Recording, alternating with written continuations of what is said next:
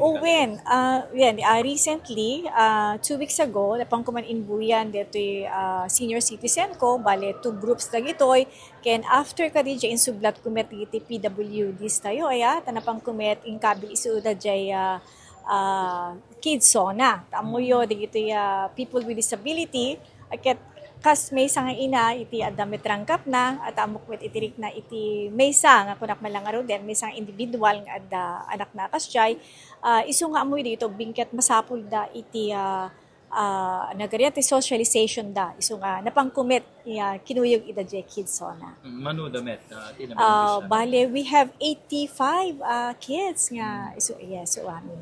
Kadagiti sumarsaro mo pa nga kastoy nga.